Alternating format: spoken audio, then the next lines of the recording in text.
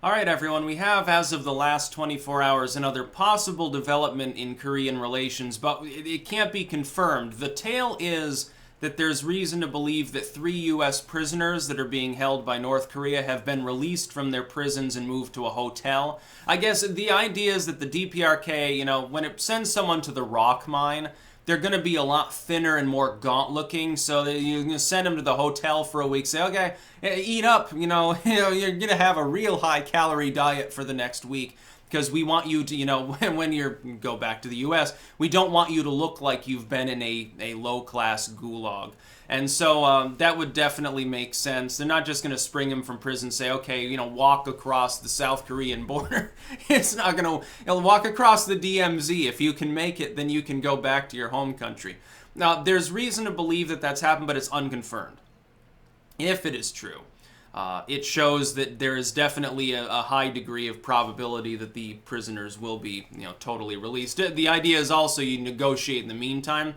If Trump manages to get 3 U.S. prisoners released and they're like healthy, they're not like Warmbier or Warmbier, I can't remember which way his name was pronounced, who died, I think, 2 days after he was released.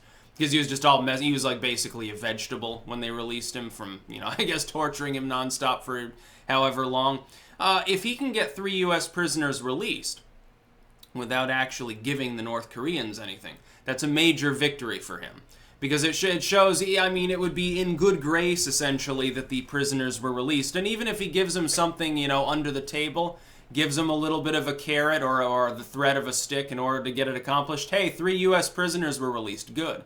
Then Shinzo Abe has gently reminded Trump, oh, don't forget about us, there are Japanese people that were, basically abducted, while in the region. They're in North Korea too. Will you help us get them back?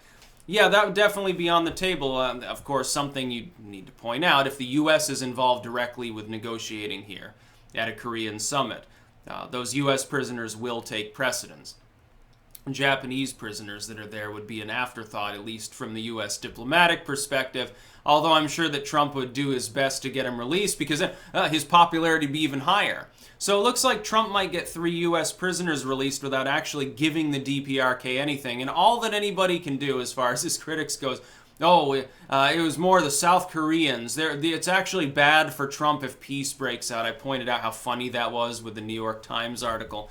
Because he's losing his bargaining chips, because North and South Korea are shaking hands and agreeing on all of these things. So it means that he doesn't get to score a political victory. Again, China never would have come in and pressured North Koreans to begin with if it hadn't been for Trump. Obama never accomplished that, and that's not without good reason. What did he do? He goes in and says, don't cross a red line. They cross a red line. He does nothing other than agree to toothless sanctions China doesn't agree to. Because he never thought to pressure China. Obama fundamentally, I think, didn't believe it was possible to put enough pressure on China to get them to agree and actually hold to a full sanction and embargo of North Korea. Trump proved him wrong. Trump has so far been better on foreign policy than Barack Obama, in general. And that includes, by the way, my tacit support of Obama's Iran deal, because I don't really give a fuck if Iran does get an H-bomb. I honestly believe that. I don't really care. You'll end up with a miniaturized, mutually assured destruction in the Middle East that we're not directly part of. So be it. Who cares? Or the Cuba deal. On those things, I sided with Obama, especially on the Cuban deal. And that includes, after that weird sonic attack on our embassy that nobody wants to discuss. I wonder why. It's probably all top secret at this point. So probably some weird Russian weapon that they deployed, or it's something crazy happened there. But as far as North Korea goes, this is definitely a warming of relations. But we can't prove 100% they've actually been moved. This is just scuttlebutt, I guess. Someone in the intel community claims that it's so. Is it actually true? Hopefully. Yeah, it'd be nice to get the U.S. prisoners back. Charges range from, touched a poster the wrong way, probably, to ate soup the wrong way, to accidentally stepped on a flower that was, Kim Jong-un, owned because it was given to the great glorious leader. 10 years in the gulag, 10 years of splitting rocks or mining salt or something.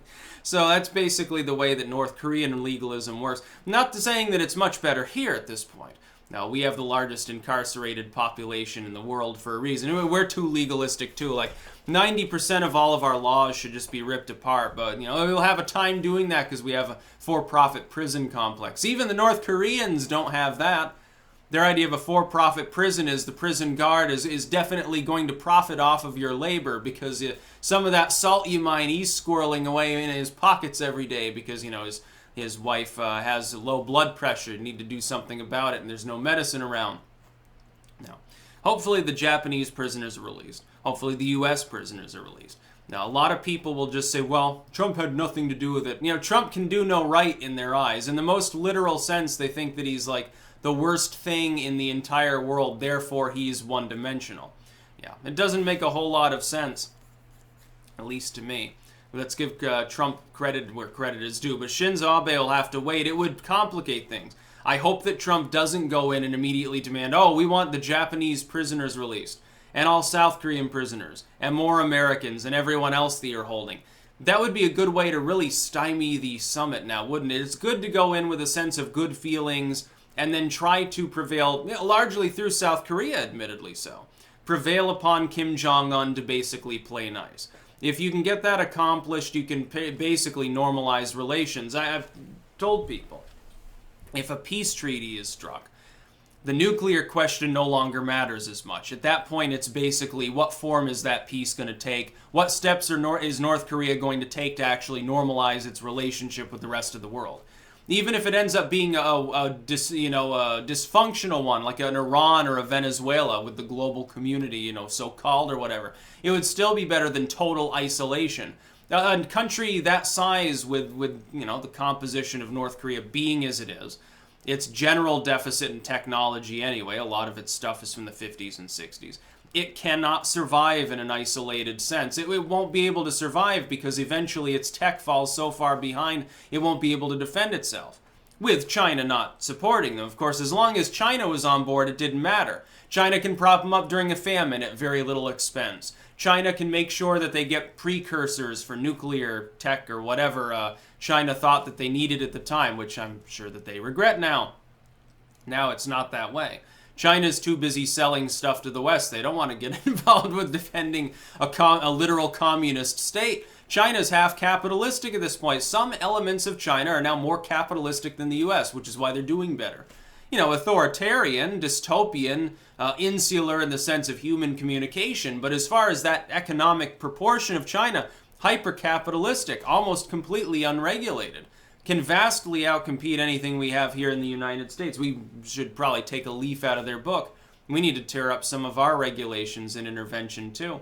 Maybe North Korea will end up like that. China did remember when dear old Uncle Jang had his head supposedly blown off with an artillery piece? Not sure that I believe that, but he did get, killed or at least disappeared. Maybe he's in a gulag, again, mining salt right now with some U.S. and Japanese, hostages.